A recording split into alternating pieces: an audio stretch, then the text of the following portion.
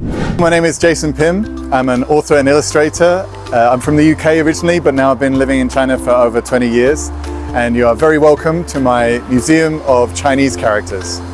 So I grew up in the English countryside in the middle of nowhere, and there was no Chinese people, but my dad had a hobby, which was to study classical Chinese.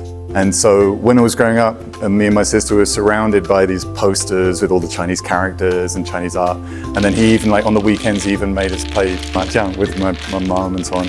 So we grew up with all this stuff. So I always had this impression of Chinese as this really like interesting language, and then Chinese culture as being this, you know, exciting, huge, exotic thing. And so I was always fascinated. And then I did some traveling around Southeast Asia. And then in Southeast Asia, always the bits that I really loved the most was the Chinatowns. And so I decided then that when I went back home, I would study Chinese at university. And then I got my degree in Chinese, and then I came. Me and my wife Cici, we went on our honeymoon. And as part of our honeymoon, leaving Shanghai, we went through Dali. And when we were there, we were sitting in this cafe, and we're looking at the beautiful landscape and the blue skies, and we thought, this is the place that we want to live. This is the place we want to have a family and spend our next few years. But once we actually settled down and we started to explore, you find that the Baitu and everything around is really different to anywhere else I've been in China. So I thought I'd really like to record all this and get it down. And also I love to draw. Every weekend we would go out, we'd go and explore old towns, we'd go up in the mountains, and so we'd write it all down. And then eventually it became this book.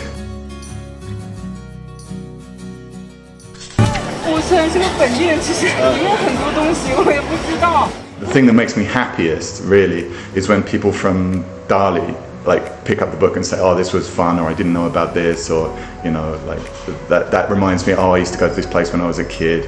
Things like that. That's the thing that really makes me happy. As an English native speaker, with all these like 26 boring letters, you see these Chinese characters, you're like, wow, that's amazing, like thousands of all these pictures, that's so cool. And so you want to know more about it, so then you go and look at the stories behind it. But if you've got 为什么的为, like 为, it's the earliest time it meant like 为人的为, like 做. If you look at the 繁体字, you can see it's more like an elephant and a hand, and then the 甲骨文 is really clear. And so it was a person like forcing an elephant to do work.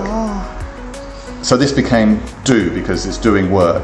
But then why would you use an elephant and not a water buffalo or a horse or a donkey or some other animal?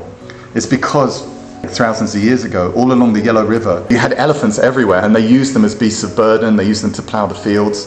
So from this character that you use every single day, all day, you can see how the sort of natural history from China, which I think is amazing, you know, and it's all buried inside these characters. If you just have a look, like back, how they were formed.